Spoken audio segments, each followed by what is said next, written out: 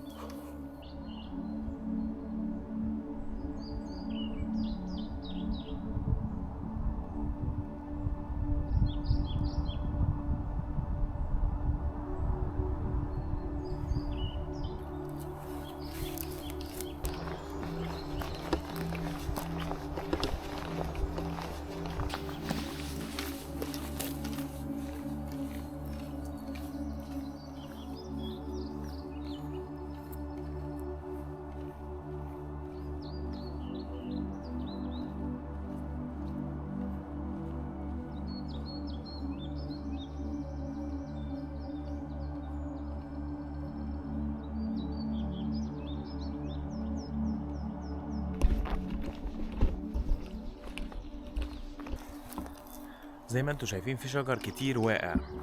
للأسف في أنواع من الخنافس والحشرات اللي بتاكل الشجر ده من جوه، والشجر بيبوظ من جوه، بيضعف جدا.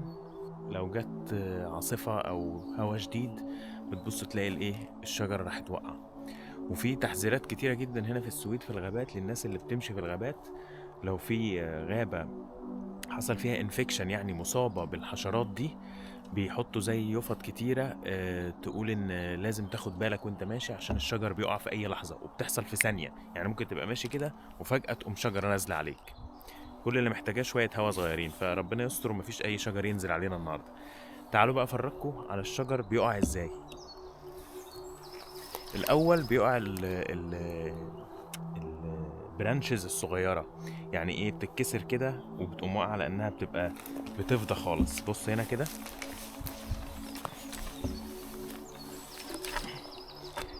البرانش دي كبيرة بس خفيفة خالص، وزنها خفيف جدا عشان خاطر متاكلة خالص من جوه.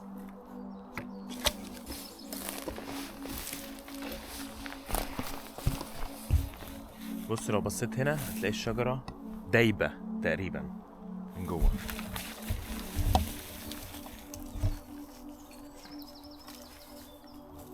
وعلى فكرة الشجر ده لو مفهوش رطوبة جامدة بيبقى عنصر جامد جدا لو هتعمل نار، لأنه بيبقى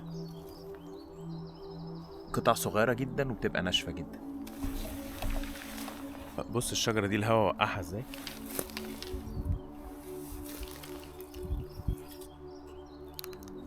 اتقطمت قطم.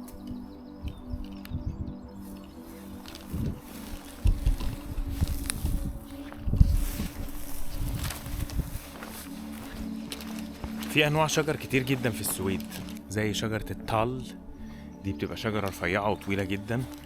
في شجرة الجيران اللي هي بتبقى زي شجرة الكريسماس. وفي شجر اسمه بيورك. البيورك ده بيبقى لونه ابيض في بني كده، وبيبقى ممكن يبقى عريض جدا. هوريكم كل الشجر ده في الطريق.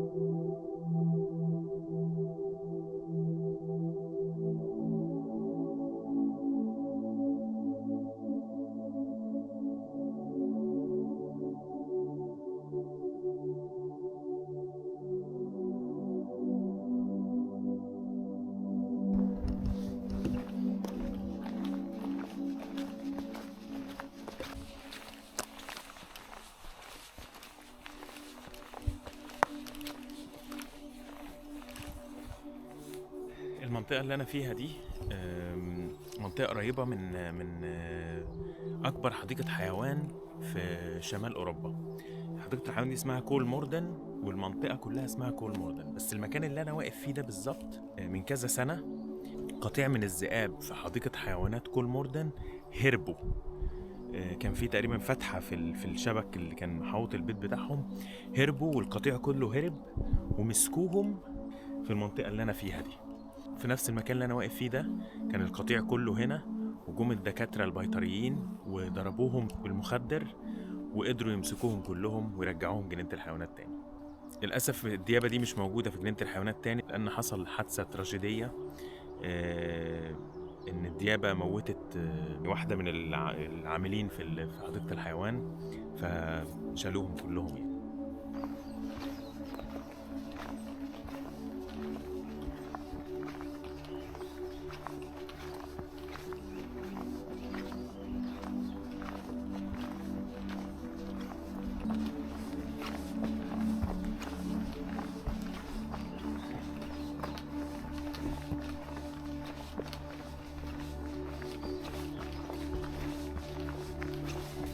بدأنا نطلع مطالع كالعادة، وإن شاء الله قريب نوصل للتوب بتاع الجبل ده.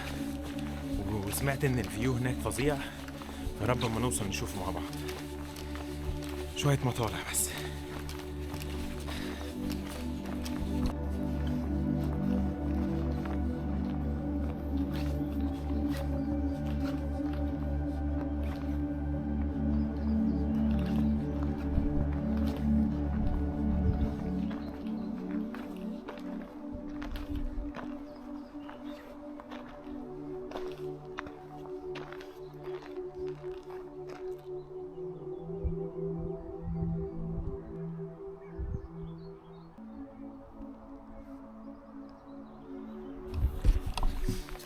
وصلنا قمة الجبل. بص الفيو اللي ورايا عامل ازاي.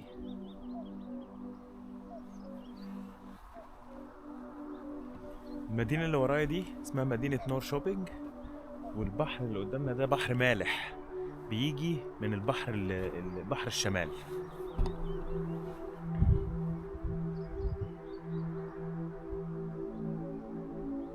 طبعا الجزر الصغيرة اللي انتوا شايفينها دي، الجزر دي بيسموها جزر الطيور، بتبقى عبارة عن جزر صغيرة جدا الطيور المهاجرة بتنزل عليها. ف هحاول اعمل زوم واوريكم الجزيرة دي متغطية بالطيور.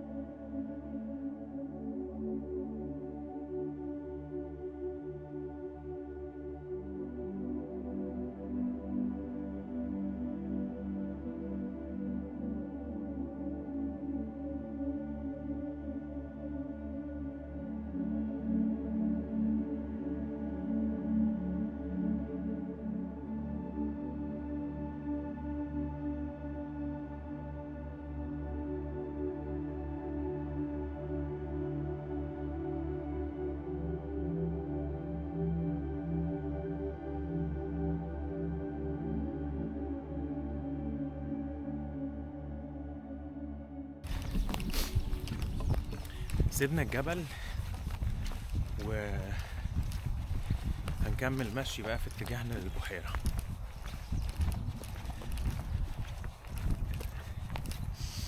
عارف لما تشم المطر في الجو؟ انا شامم المطر، في مطر شديد داخل علينا. ايه المشكلة؟ عادي، اتبلينا كتير. يلا بينا. في حاجة غريبة جدا هنا في الغابة انا شفتها. هو انا في حاجة في عينيا ولا الغطا الاسود اللي هناك ده طاير في الهوا؟ بص كده.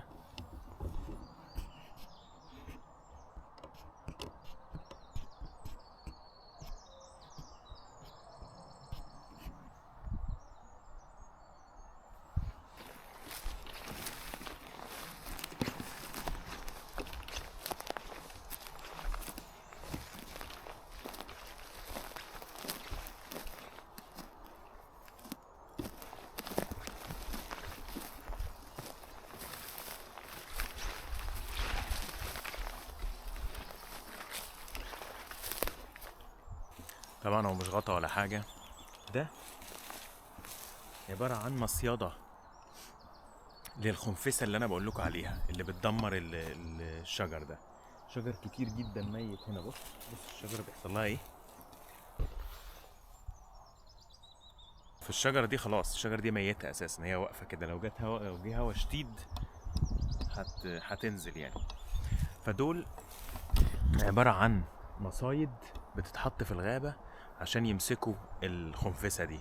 ممكن تلاقي احيانا كده في وسط الغابة، ودي الحكومة هي اللي بتحطها يعني عشان خاطر تحاول تحارب الخنفسة اللي بتموت الشجر في السويد.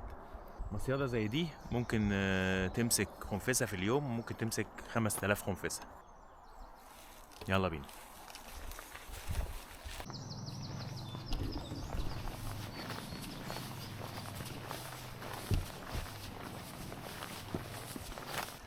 بص وانا ماشي لقيت ايه؟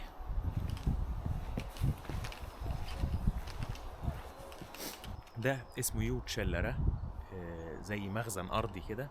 كان بيبنوه زمان جدا عشان خاطر يحافظوا على منتجاتهم ويحافظوا على اكلهم. وكان معظم الاكل اللي بيتحط هنا كان بيبقى لحوم او منتجات البان، يعني لبن وجبن وحاجات. وكان بيتبني بشكل معين او بنظام معين عشان يحافظ على درجة الحرارة جوه، وبتبقى درجة الحرارة منخفضة جدا. وكانوا بيستخدموه معظم الوقت في الصيف، وفي الشتاء كانوا بيستخدموه كشلتر يعني من السقعة. تعال نخش جوه.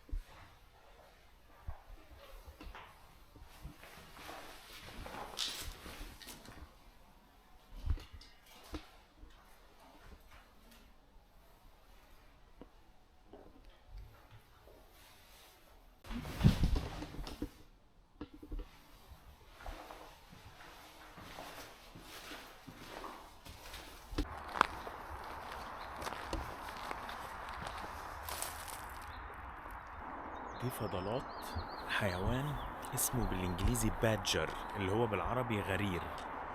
ده حيوان موجود في الغابات السعودية كتير. في ناس بيقولوا ان هو خطر لانه بيهاجم وبيعض، والصيادين زمان يعني في قصة كده بيقولوا ان الغرير ده او البادجر ده لما بيعض في الانكل بتاع الرجل، وما بيسيبش غير لما يسمع صوت كسرة العظمة. فكان الصيادين زمان بيحطوا عيش ناشف جوه الجزم بتاعتهم، عشان لو كان الغرير ده او البادجر ده طلع وعضهم، يعض يكسر العيش الناشف فيفتكر ان هو كسر العظمة فيسيبهم ويجري. للأسف احنا معناش عيش ناشف النهاردة، فلو طلع لنا ربنا معانا بقى.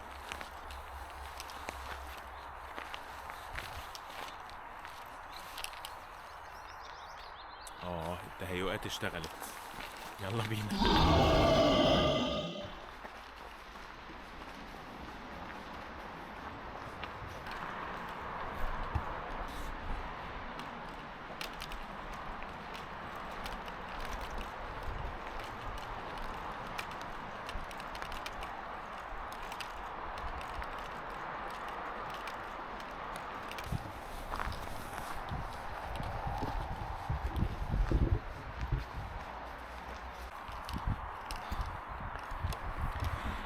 لسه شايف على الطريق ده 4 غزلان كانوا واقفين هنا كده. تقريبا كانوا بيعدوا، بيعملوا زي كروسنج كده من هنا لهنا. بس 4 غزلان شكلهم فاجر. يا رب ان نشوفهم. انا هتسحب وهمشي بالراحة جدا عشان خاطر يمكن اشوفهم. واللي في حاجة حلوة في صالحي ان هنا في الهاي واي، فالهاي واي صوته عالي فمغطي على صوتي شوية. فيلا بينا نتسحب، يا رب نشوفهم.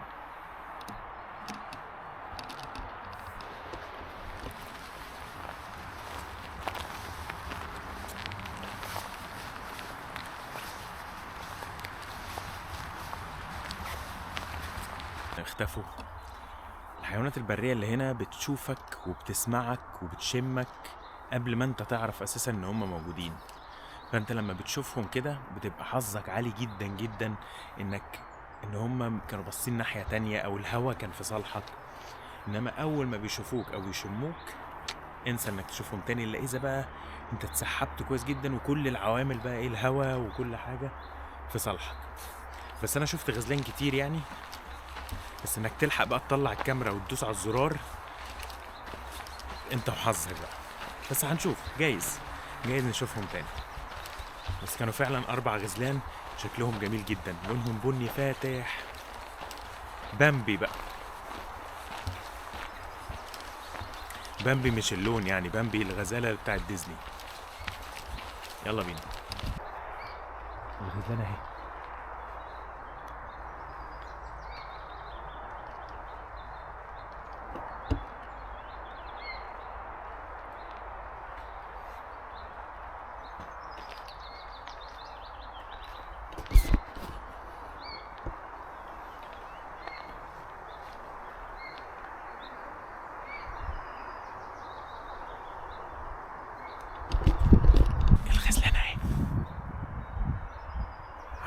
عمالة تجري يمين وشمال. هحاول اسحب عليهم.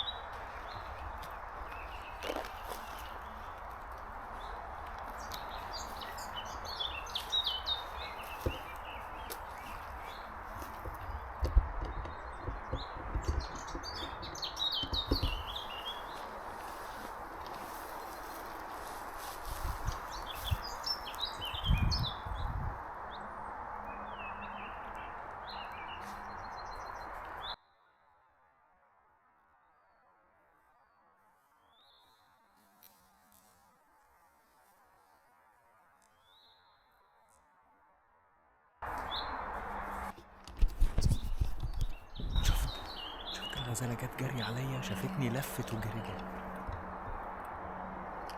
واو. طبعا زي ما انتوا شايفين المكان ده بيسموه بيدنج يعني ده المكان ان الغزلان بيناموا فيه بالليل.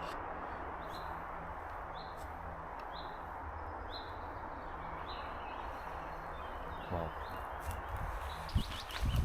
ماشيين بقالنا كام ساعة كده، بس مفيش اي اكشن يعني.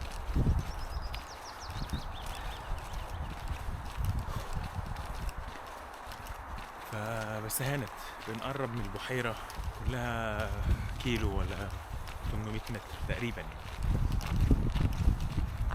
يلا بينا.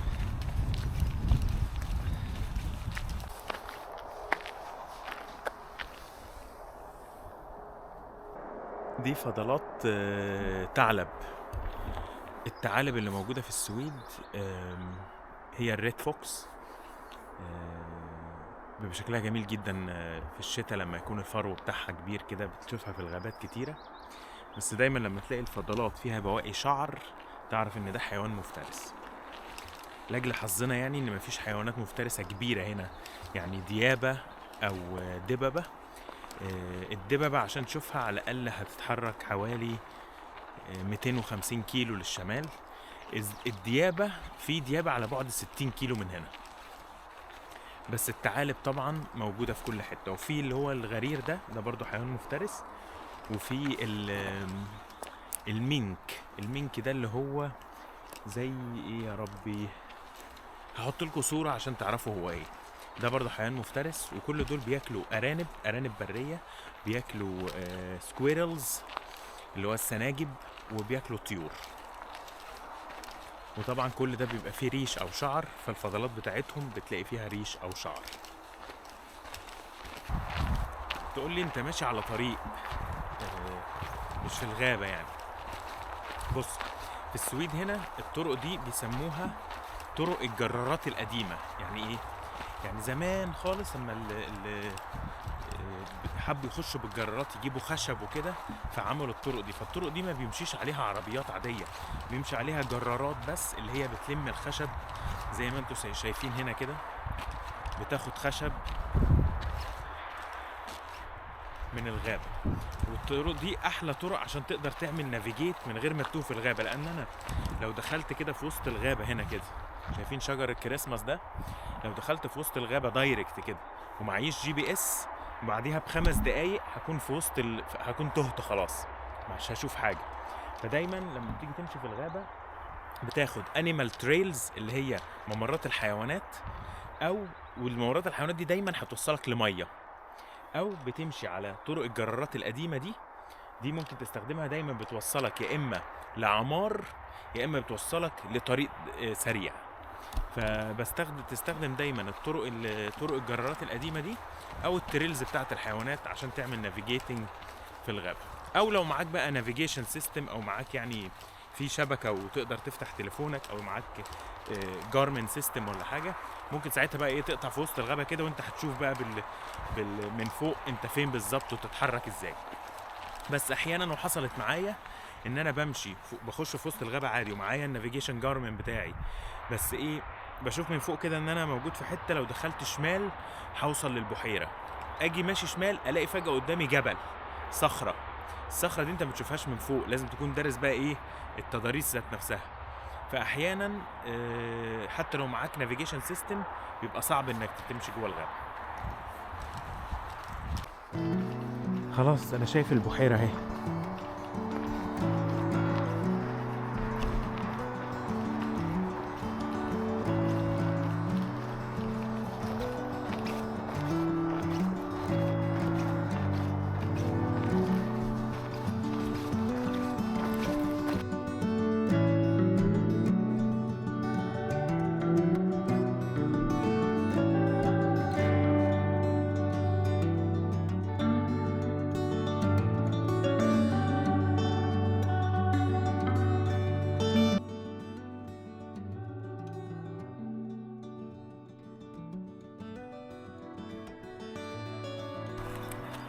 البحيرة دي اسمها خيرن. دي بحيرة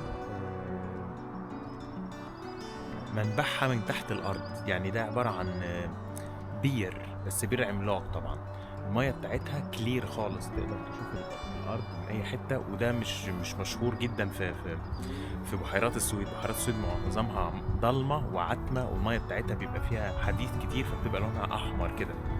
إنما في بحيرات صغيرة كده في السويد، شوف البحيرة مش كبيرة خالص، صغيرة جدا، بس المية بتاعتها كلير جدا.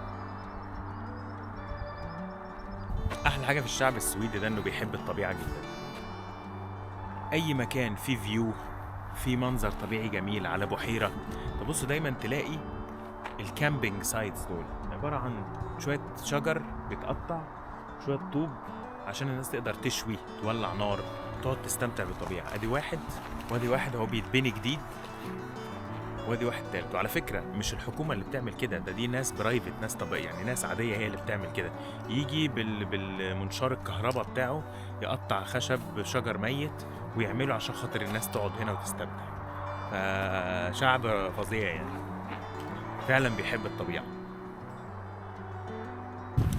تعالوا بقى ناخد لفة حوالين كل البحيرة دي ونشوف مكان ممكن نصطاد فيه. كانش كده هناخد اللفة ونطلع.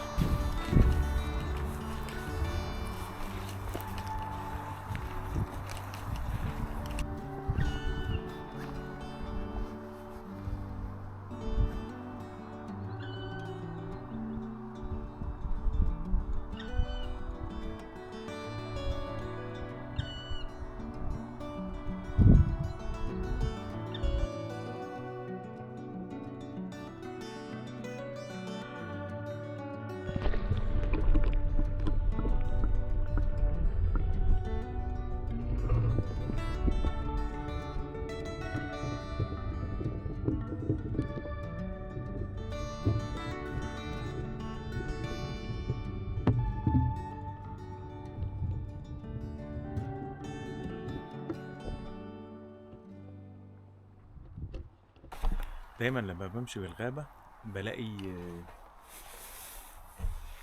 بتاع شجر كده، بحب اخد اي واحدة كده واستخدمها في المشي. دي بقى شبه بتاعت جاندالف في لورد اوف ذا رينجز. You shall not pass. You shall not pass. You shall not pass!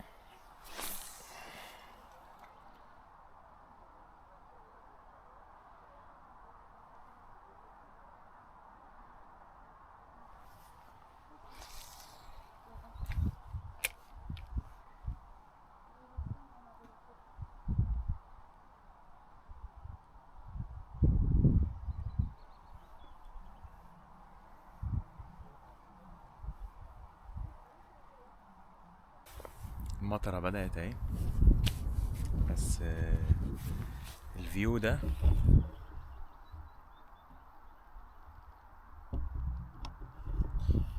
لازم كوباية قهوة. يلا بينا.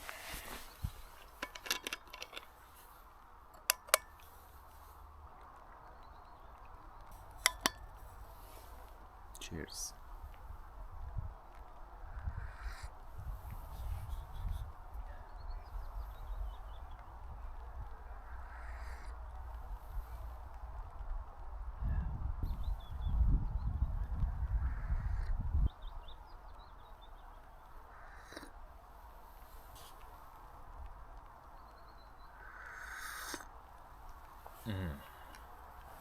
امم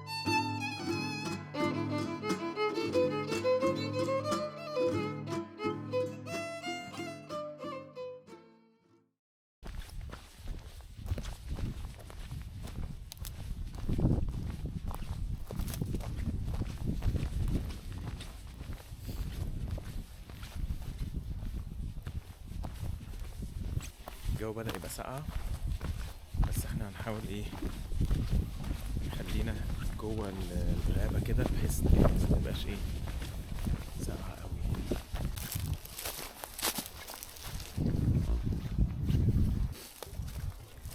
دي بتبقى زي علبة كده لموتور، لأن المية اللي في البحيرات في السويد صالحة للشرب، فبتحط فلتر بس هنا تحت وبتسحب المية في علبة الموتور دي.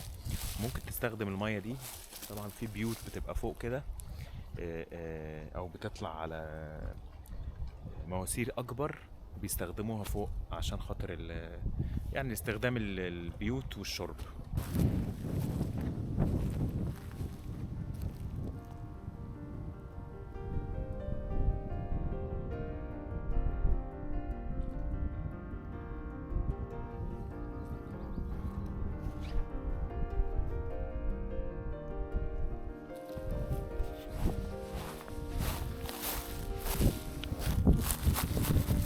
دي اسمها موسة. موسة دي بتبقى نوع من انواع النباتات اللي مش محتاجة تربة كتير عشان تنمو معظم الوقت على الحجر. في الشتاء بتشرب مية كتير جدا وبتبقى طرية جدا ورطبة جدا، بس لما الصيف بيكون جامد او الشمس بتبقى قوية بتنشف جدا. بص نشفت ازاي، بس دي بعد مطرة او 2 تتحول تبقى خضرة خالص، وتبقى تدوس عليها كده تسمع صوت المية. لسه حالا بمشي جنب البحيرة، فعديت جوه جنينة بيت بتاع ناس يعني. بس هنا في السويد في حاجة اسمها ألمنسرات. ألمنسرات دي معناها ايه؟ ان انت ممكن تمشي في اي حتة، والغابات والطبيعة دي بتاعت كل الناس مادام هيحافظوا عليها. فانا من حقي ان انا اقدر اتحرك في اي حتة، حتى لو هخش في جنينة حد وهعدي عليها من غير ما يبقى في اي مشاكل يعني. في اماكن تانية في العالم لو دخلت جنينة حد او داخل ممتلكات حد ممكن يعمل لك مشكلة كبيرة، بس في السويد هنا مفيش الكلام ده خالص. انت بتعدي عادي ومفيش اي مشكلة، لدرجة ان انت ممكن تكمب على في جنينة بتاعت حد، تستأذن منهم بس وعادي خالص ممكن تعمل كامبينج ومفيش اي مشاكل. بص كمية النمل دي.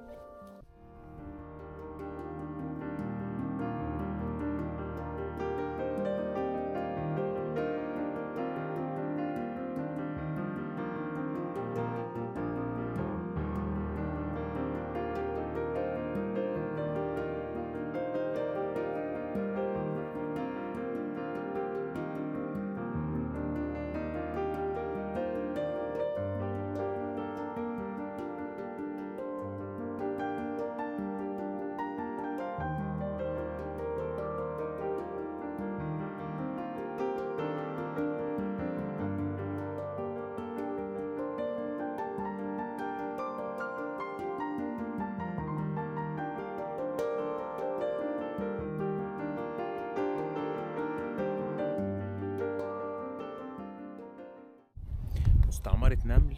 أول ما الجو بدأ يدفى شوية بيطلعوا بقى يدوروا على أكل، فبتلاقي مئات الآلاف. والنمل ده اسمه نمل الغابة، بيقرص شوية بس مش قوي.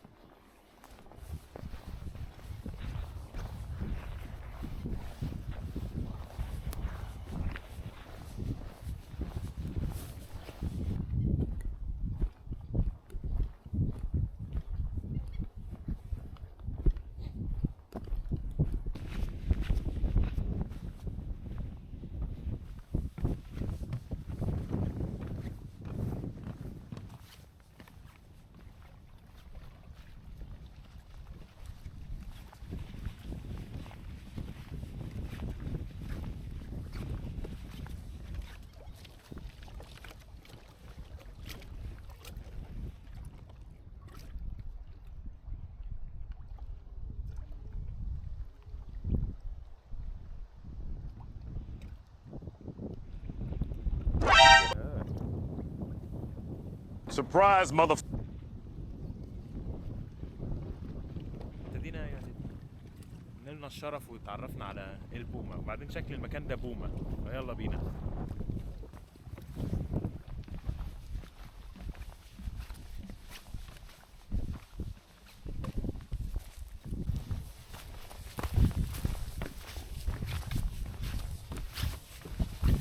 الوصلات الخشب زي اللي انتوا شايفينها دي بتتعمل في الاماكن اللي قريبة من مسطح مائي وبتكون فيها منخفض، فلما المية بتعلى المية ممكن تنزل تغطي المكان ده كله، بيبقى صعب انك تتحرك فيها، فبيعملوا الوصلات دي عشان تقدر تمشي عليها من غير ما ايه رجليك تغرز في الطينة او في المية.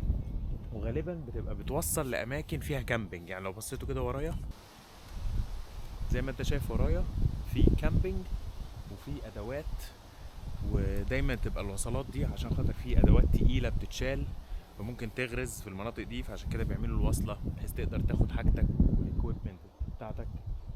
وزي ما انتوا شايفين تعالوا نخش كده نشوف في ايه جوه وممكن نصطاد.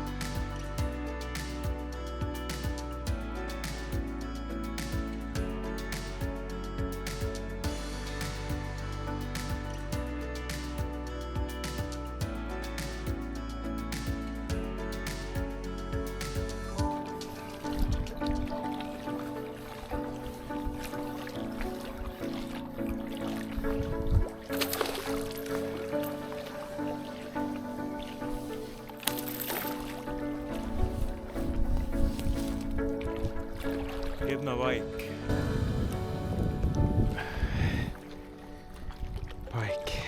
يلا ننزل على المية بقى. يلا تعالي.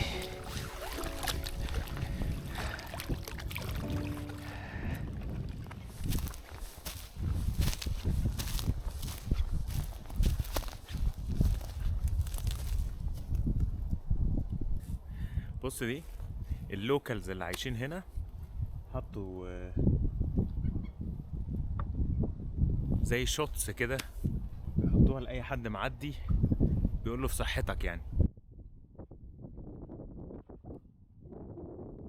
بس للأسف مفيش شوتس بقى فهنقضيها مية بحيرة.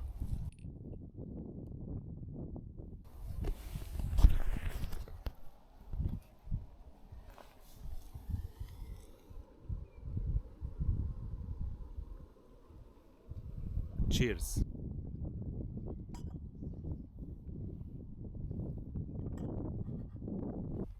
بصوا كده لقيت ايه. زي ما قلت لكم ان في السويد الناس بتحب الطبيعه جدا والطبيعه مهمه جدا، فبتلاقي ناس عاديه مش الحكومه ولا اي حاجه، ناس بتبقى عايشه قريبه هنا بيعملوا اماكن هنا بحيث تقدر تقعد بقى ايه الناس اللي عايزه حد عايز يشوي او يولع نار. بص حاطين زي كراسي كده. بص دي بقى